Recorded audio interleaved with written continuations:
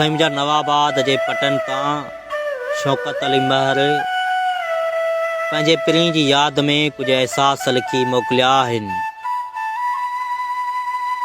मुंहिंजे गुलाबनि जहिड़ा प्यारा पिरी मुंहिंजी ज़िंदगी तॾहिं जन्नत थी हुई जॾहिं तो जहिड़े मिठे माण्हू जी मूंसां मोहबत थी हुई। ऐं हा, आऊं कीअं विसारियां उहे तुंहिंजा प्यार जॾहिं चोॾहीं जी राति हूंदी हुई। चंड पंहिंजी चांड्रोखी में हूंदो हो ऐं मां चंड सां ॻाल्हियूं कंदो हुउसि। चंड तूं थोरो इंतज़ारु कर, मुंहिंजो राबेल जहिड़ो सनम अचे। ऐं जॾहिं तूं लोक खां लिकी पेरियूं घाड़ी मूंसां प्यार भरियूं कचहरियूं करण ईंदी हुई। सच पुछी मूंखे ॾाढी वणंदी हुई।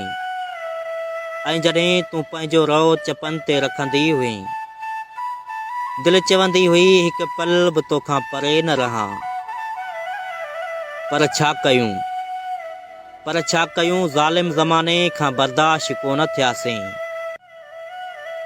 ऐं उहो ॾींहुं बि आयो जॾहिं तुंहिंजे अङण ते मुंहिंजी बर्बादी जा सहारा वॼण लॻा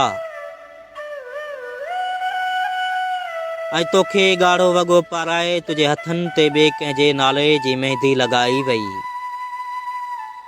ऐं मुंहिंजी मोहबत जो जनाज़ो कढियो वियो। बसि पिरी मां उन ॾींहं खां पोइ अॼु ताईं तोखे विसारे न आहियां सघियो ऐं दिलि ज़ारो क़तार रुअंदी आहे। ऐं हा, शादीअ खां पोइ तुंहिंजी अखियुनि में साॻी मोहबत ॾिसी दिलि खे सुकून मिलंदो आहे। ऐं जॾहिं पिरी तुंहिंजो गुलाबनि जहिड़ो चहिरो मुंहिंजे अखियुनि जे साम्हूं ईंदो आहे त दिलि जी धड़कन तेज़ थी वेंदी आहे।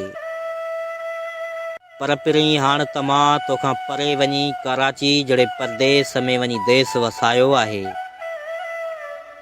उमेद आहे त तूं बि ख़ुशि हूंदी, मूंखे घणो यादि कंदी हूंदी। हा, मूंखे घणो यादि कंदी हूंदी। आऊं तुंहिंजो हो ई पंहिंजो शौकत अली महर।